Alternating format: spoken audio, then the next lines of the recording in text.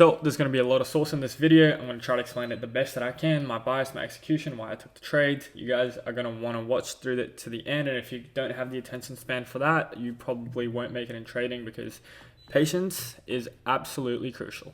That's why 98% of the people fail. Anyways, let's get into it. So this is Friday's trade. I took both of these. I took the long and the short. Both of these trades made me about 5.5K on evals. I made 5,000 USD on actual Express accounts. Those videos I literally should be right below this if you guys want to watch through those recaps. So because I was up 5K, I took these on evals because I didn't want to lose any more money. And I'm in Australia, so that was actually 7,500 AUD.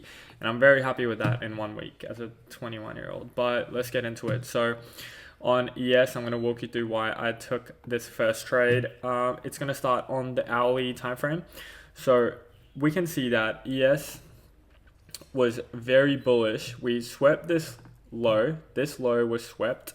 But on NQ, we didn't sweep this low, meaning we had an SMT, which usually means we're going to bounce up to some sort of PD array, maybe, liquidity sweep, whatever it is. So the PD array that we bounced, so it could have been this fair value gap, but clearly it wasn't because we inversed that fair value gap, right? So the next high that I'm looking at is probably these highs, because that high on NQ actually was overlapping with the fair value gap, which is always a really good draw to target, especially if that fair value gap has not been filled. And I hope I'm not moving too quick, but so on the 15-minute time frame, on NQ and ES, we actually had all these generated lows. Now, for taking that high, I actually originally wanted market to come down first. I think there was a 30-minute fair value gap here, or maybe an hourly fair value gap. Yeah, so we had an hourly fair value gap here. I wanted market to tap that before we went out and took those highs. So my bias was pretty bullish. I don't know why my laptop's lagging, but so I was waiting for that fair value gap to get hit. The reason that I didn't do that, I didn't wait for that here, is because we had an SMT, meaning NQ came down and took this low. I'll show you guys real quick on NQ.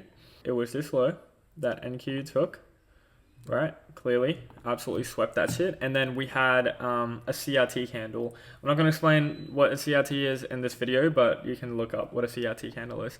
Combining with the SMT liquidity sweep and a CRT candle, we had a change in the state of delivery with these, I'm going to call this it's pretty much a relative equal high. Like, it's generated highs that are very close to each other that I wanted to get taken out. So I actually put full take profit on my 150K eval account.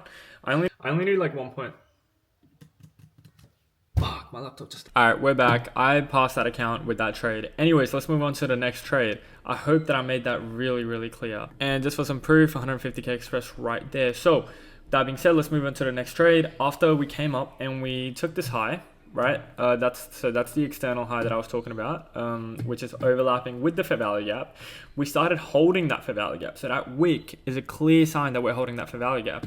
And we also have this untapped hourly fair value gap. So I'm not going to lie, this shit was very, very obvious.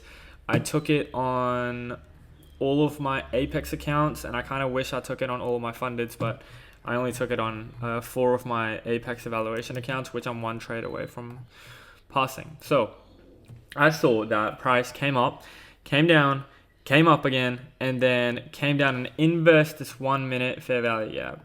It's a very tiny fair value gap, but I was like, all right, we have that inverse fair value gap.